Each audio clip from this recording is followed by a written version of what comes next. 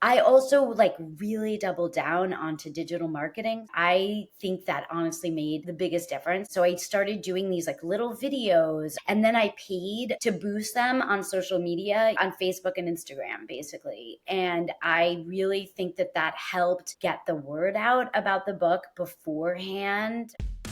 My name is Bethany Saltman, and I am an author and a best-selling book coach. And I'm Fran Hauser. I'm an author, a keynote speaker, and a publishing strategist. These How I Did It conversations will inspire listeners to claim their own authority mindset and turn the story they can't stop telling into a book the world needs to read. This is Bookbound, the podcast, created in partnership with Share Your Genius. Julie Satow is an award-winning author and journalist. She is a frequent contributor to the New York Times, and her work has been featured on NPR, Huffington Post, Bloomberg Newsweek, Travel and Leisure, and more. She also co-hosts her own podcast, How Books Work.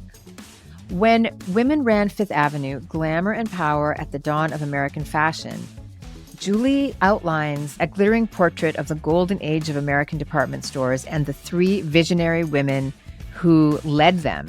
This was an incredible book. I absolutely loved it, and it's a New York Times bestseller.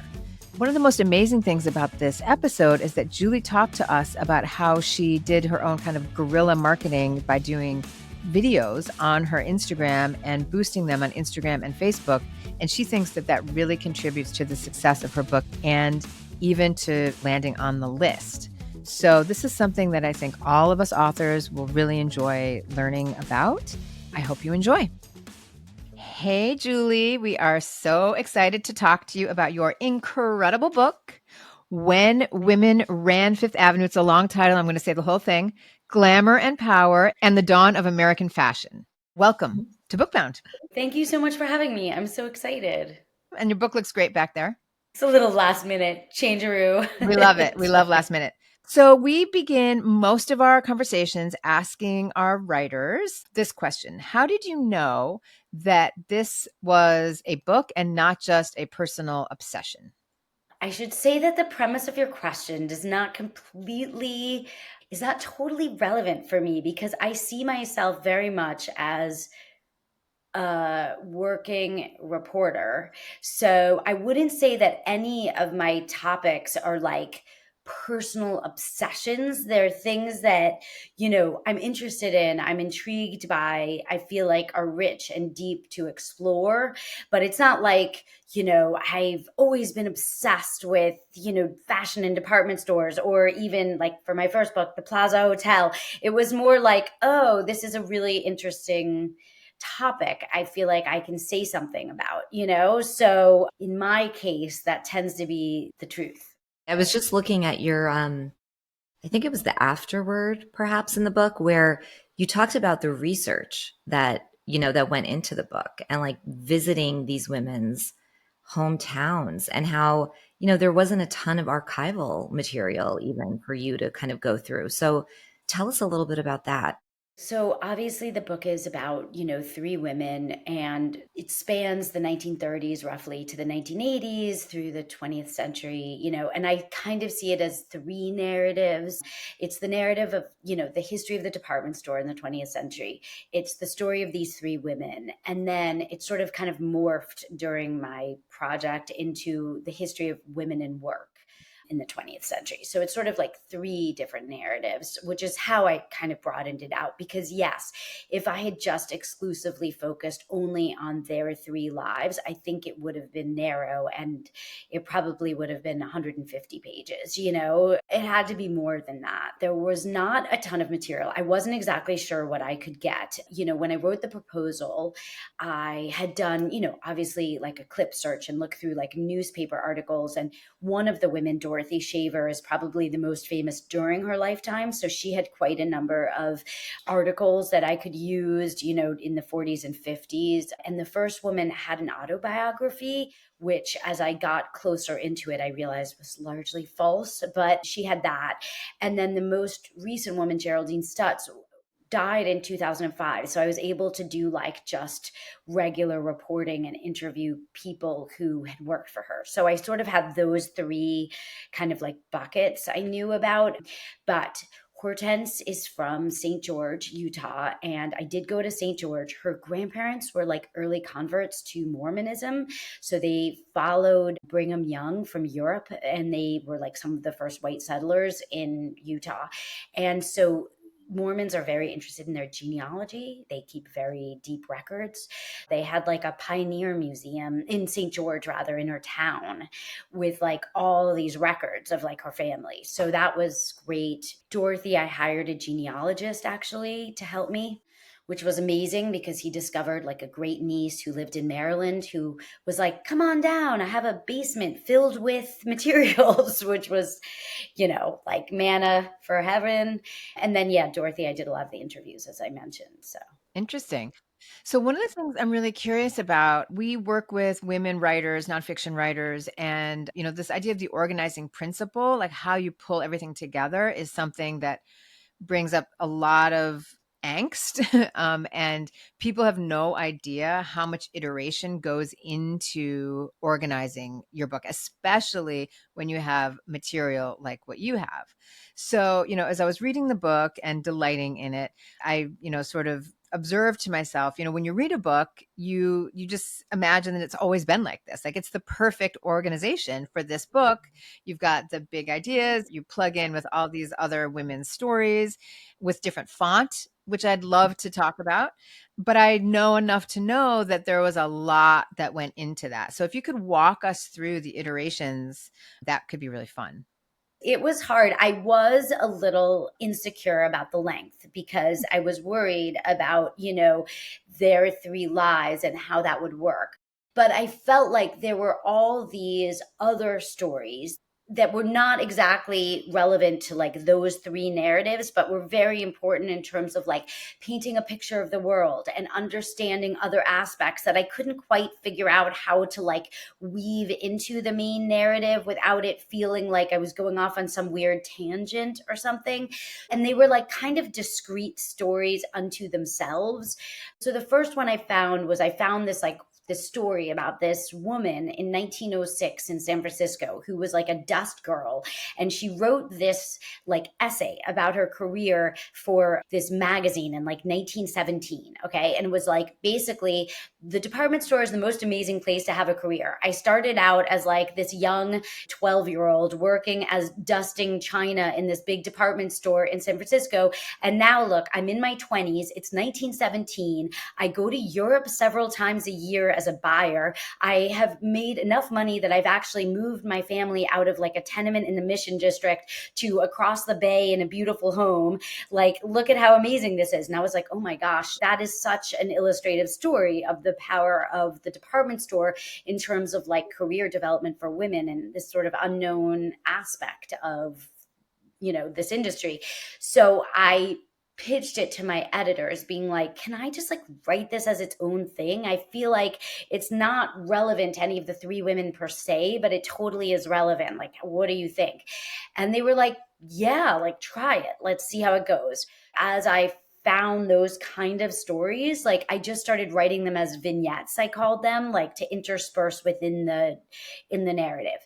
But the organization was very hard because then I have three women, and their own timelines. Plus, I have these like vignettes and trying to figure out how to make that work. Obviously, like chronology was like the overarching organizing principle, but weaving the three stories and the vignettes. I mean, I have read the Goodreads critiques, and some of them, find it a little confusing. And I get that. I hope others don't. Well, and there's also the extra layer of the imagery, like having the photo. I love the photos. I love looking through the photos. So, how involved were you with that process of like, where the photos get placed and like the design, or did you really kind of just leave that to the designers? I had to, pay for all the photos out of my advance. I had to find all the photos. I had to get all the rights to all the photos. I had to do all of that. That was all on me. Just like fact checking is all on me. I had to hire a fact checker. I mean, that's how it works, with narrative nonfiction. It's all really your responsibility as the author. So you get this great advance, which is woohoo, amazing, but you have a lot of things you have to pay for yourself in terms of making the book what it is. I believe very intensely on having an amazing fact checker, which I really could not do my work without. It was really hard to get permissions. I could not get permissions for a lot of images that I really wanted to use. I have, I think, like 77 photos in there, which is a lot. Some were given to me by family, things like that. A lot of them were from archives or Getty. And in terms of like where I place them, some were reflective of what was happening in the story. So I was like, oh, I guess when I got my first pass back, or second pass, I'm not sure which one, had the images in there. The colored ones I knew I wanted to use for the insert, and I was given one insert, which I was really excited about. So I saved all of those for the insert. And then the designer did come back with the pass with the images laid out on the page, but sometimes they were correct and sometimes they were incorrect. I'm curious, when you wrote the proposal for this book, in thinking about like, where does the book sit on the shelf, like from a comps perspective, right? Because we talk about, again, in our accelerator, we talk with writers about how agents and publishers love books that are in a very active category. People are buying these types of books. But then your book also has to stand out, right? It needs to be fresh. It needs to be different. How did you think about the comps and the market positioning of this book? It was definitely positioned as sort of a Code Girls kind of, untold women's history thing. It's hard for these books because the women aren't famous. As I mentioned, like none of them had biographies written about them before. So you kind of have a leg up if you do like a Kennedy woman or, someone who's known in the culture. Carolyn Bessette her book just came out. So I was just thinking about that, or those things. You have a bit of a leg up because you have a built-in audience that knows about them. But it was positioned as sort of one of those, girl books, although, or hidden figures, that sort of a thing. But, there was like a rash of those a while ago. So it was sort of in that vein, but also like a fashion history, a bit, some popular like Fifth Avenue at 5 a.m. I think it's what it's called. There was some like, different comps we used too that were like that. And I think the idea was always that it was nonfiction, clearly, but it would appeal to a reader who doesn't typically read nonfiction, who reads like historical fiction. So that's kind of what I was thinking in my mind. A lot of nonfiction is very serious. It's very heavy. I don't see mine as not very in-depthly researched and not serious. I absolutely do think it is that, but I very much tried to write it so it wouldn't feel, like intimidating. A lot of nonfiction I do think is, it's mostly a lot of men who read it.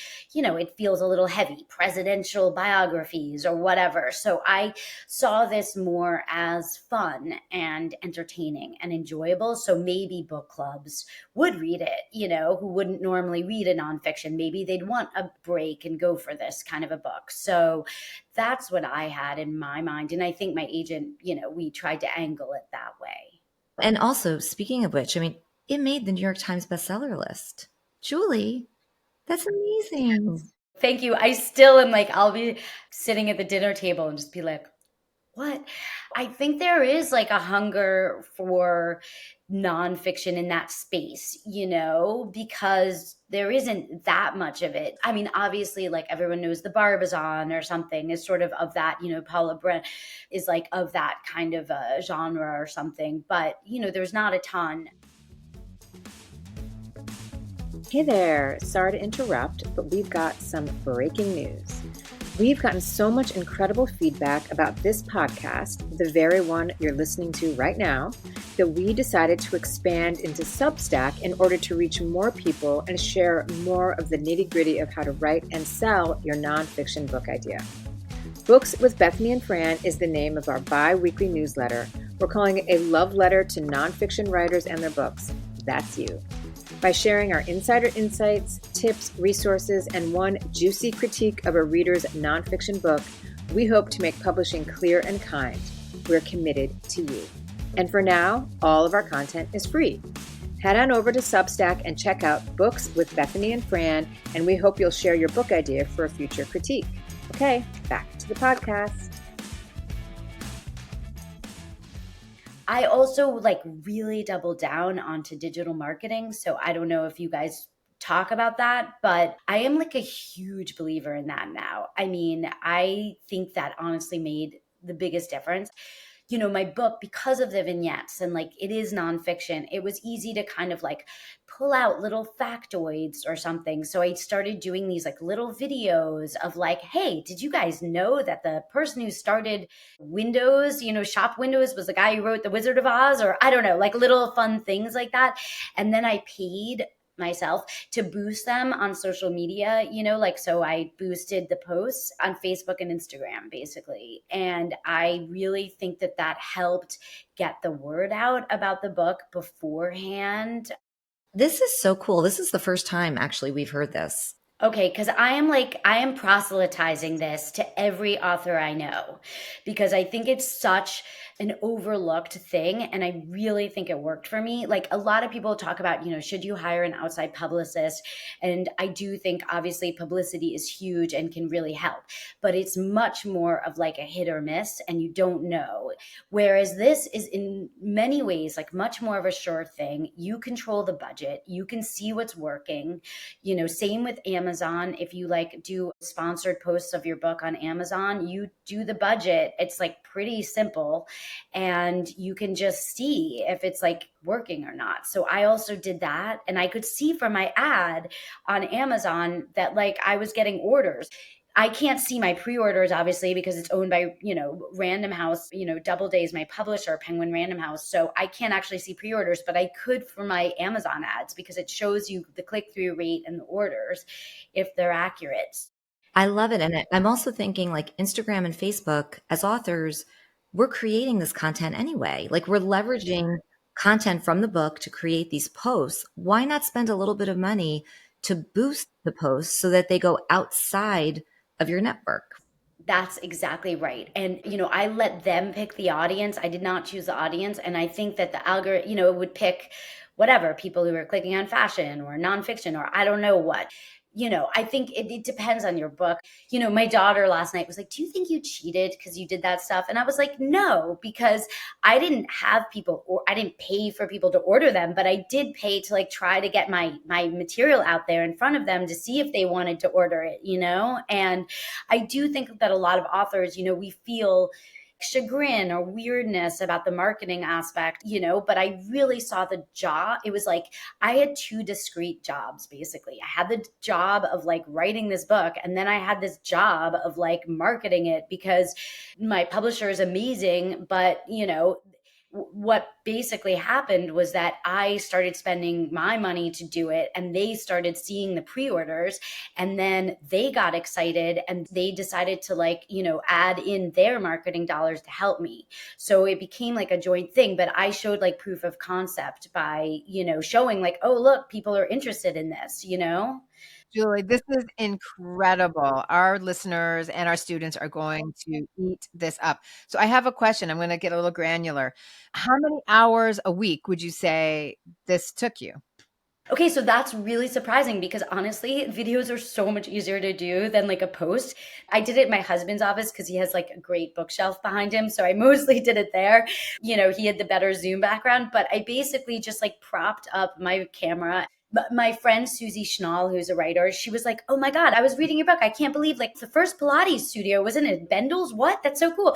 And I was like, "Oh, yeah." And that actually gave me the idea. I was like, "Fun. I'll like use that as a little hook or something." So I just like, it took me, you know, 30 seconds, whatever. I tried to keep it short and I just like put it up on a video and then I used the hashtags in. But basically it was not as time consuming as you'd think. It was only if I overthought it and I like tried to record it 100 times that it started to be time consuming. But otherwise it was just like basically not any more time consuming. Yeah, and actually, I wonder if it would have even been more consuming to have to create the graphic. I didn't do any of that. Wow. Well, this is huge because your platform is very relatable. I had, I think, like 800 followers on Instagram when I started. And I now have like over 3,000. And I'm sure it's because of that. I've stopped doing it now because I'm like, all right, I already made the list. I don't care.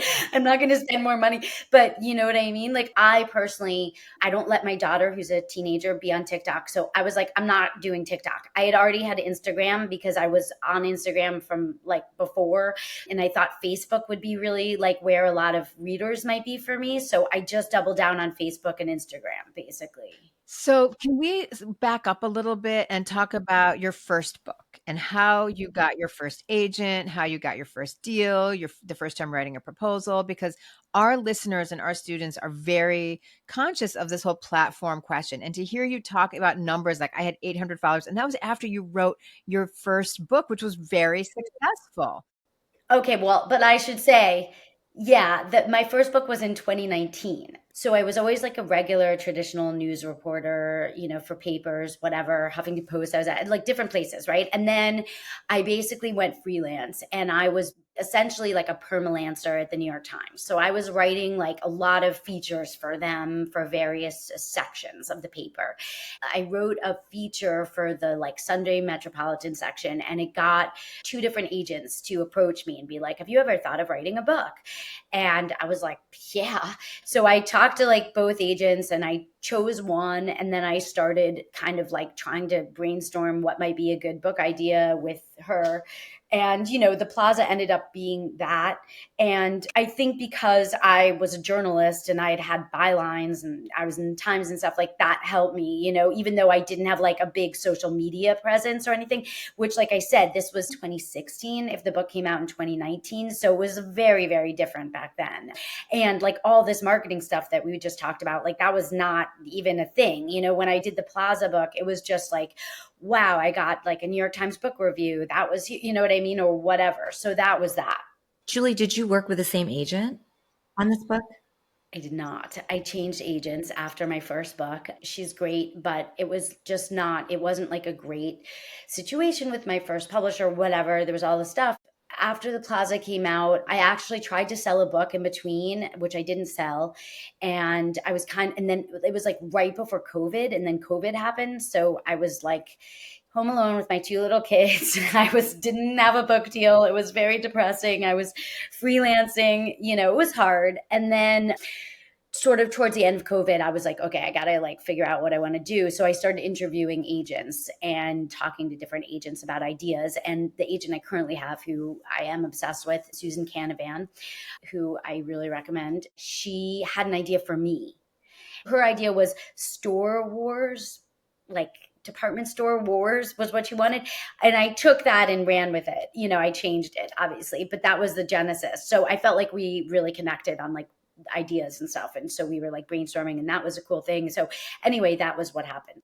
I'm also really curious. I mean, you host a podcast called How Books Work.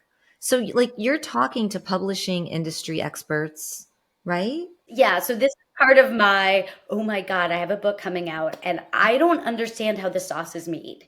Basically, and my friend Alice Robb, who's amazing, who I love, we met through Sob Sisters, which if you're a female journalist in New York, I highly recommend. It's this really cool group started by like Ada Calhoun and some other women journalists. And they meet at a bar I think every 3 months or something in the East Village. And it's a chance to like meet other women journalists, nonfiction writers and stuff. And it's very cool.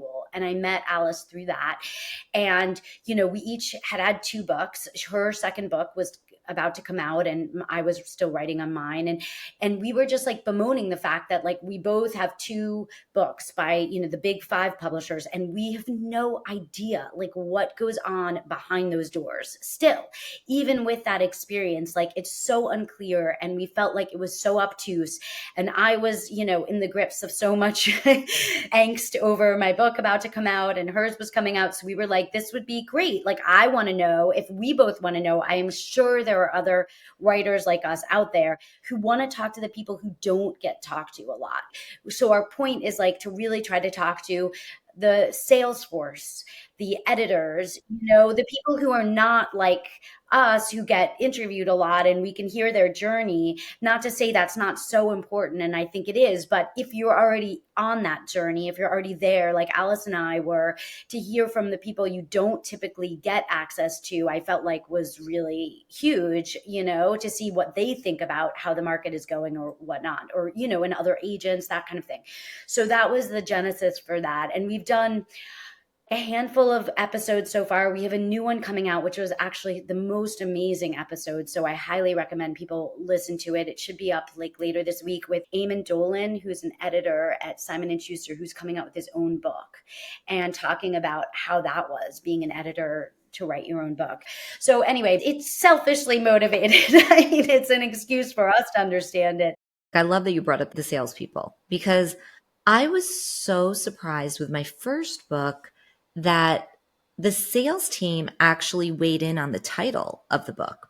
And they actually took it to Barnes and Noble and had Barnes and Noble say, like, weigh in, right? Because from a bookstore perspective, Barnes and Noble is the biggest. I love how it's also like connected, and like it's so easy to imagine that everything is very siloed. That you've got the editors, you've got the designers, but they're all working on the book and on like creating the best possible, most marketable book. That's right. And actually, my cover was completely changed because of the Salesforce, which was really a pretty insane experience to go through. We had the editors, maybe I can show the original cover in your show notes or something if you want, but the designer hired this amazingly talented illustrator who does a lot of fashion illustrations to do an illustration for the book. And I was like in love with it. I thought it was the coolest thing ever. And it's beautiful. It's like a sort of a colored wash of like a woman in high heels with like a shopping bag. It's very Sex in the City, okay? And glamorous. And I loved it. And the sales force hated it. They were like, absolutely not. This will not work. We cannot do this. It totally looks like a novel. You cannot tell it's nonfiction at all. You don't think about that as the writer, right? Because you're like, oh, I want to get the fiction readers to read this. But booksellers, as you were mentioning, think about, where it goes on the shelf. That cover would have looked ridiculous on the history shelf. It looked like a romance novel. So, booksellers wouldn't have known where to put that. And they were totally right. And this book, now the cover is a photograph. I mean, it's clearly like a nonfiction book, it's made a lot more sense. But that was absolutely all the sales force. Fascinating. What about the title? How did you come up with the title? The publisher actually came up with the title. It was a totally different title that, my friend David came up with. He came up with it. It was a great title, but it would not have been good. This is a much better title. And I was really excited that he came up with it. Can you share what the other title was? Yeah, it's what I sold my proposal on, which is Garment Queens, which Queens has its own connotation. I really wanted Fifth Avenue and I really wanted women. Those were like the words I really wanted in the title. So we were, it was a lot of brainstorming. What are you working on now or next? In all truth, I had a book idea, which I was very excited about. And when I was in the midst of all the anxiety of this book coming out and waiting for reviews and all that hell, it was my savior. It was something to focus on. I started researching it. I was super into it. My editors are not as into it. So I'm not really sure where things stand right now. There are some like outside things that has nothing to really do with the idea itself that might make it so it doesn't work. So I'm looking at some iteration of that idea. So now I'm a little bit back to square one thinking about it, which is a little depressing, but I'm also kind of brain dead. I'm writing a book review for the Wall Street Journal, which is super exciting. I've never done a book review before. So I'm working on that. I'm working on like a freelance piece for the Times and trying to think of how to fix my book idea. It's so great to hear that someone whose book just came out on the New York Times bestseller list is pitching something to her editors who are saying no thanks. Like that is so important for people. Yes, that is very true. Well, and Bethany and I always say it's like this idea of not getting too attached to things and like being able to like let go and play with it a little bit and iterate. And like this is the process. I mean, it takes years. Yeah, and your first question was like, what made me know it was more than like an obsession and actually a book idea. I actually think it serves me that, like, I was not a fashion journalist. I never covered fashion before I did this book, and I think it kind of serves sometimes to have a little bit of distance and, yeah, be open minded to different ways of thinking about something. I think is sometimes can be helpful because you don't come in necessarily with your own like made up mind about a topic. It's more about discovery, which is like how I prefer to work. That's beautiful. What a great way to end. Discovery. Julie, we've loved having you. Thank you so much for making the time. I know that our listeners or students are going to learn so much from you. I mean, you dropped so many gems. And also, just let everyone know what's the best way to stay connected with you. Yeah, for sure. I mean, my website is just my name.com, so you can contact me there, or I'm at Julie Satow on all the socials. So definitely if you have questions or comments, I'm around. I'm totally here for you. So please drop me a line. Yeah. And the name of your podcast is? How Books Work, and it's available wherever podcasts are available. I'd love to hear any feedback on that too, for sure.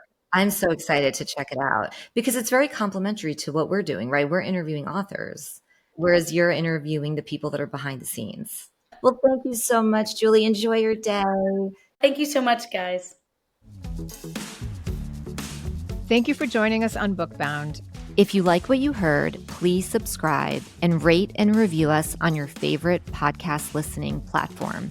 Please visit us at bookboundpodcast.com for more on us and how we work with authors.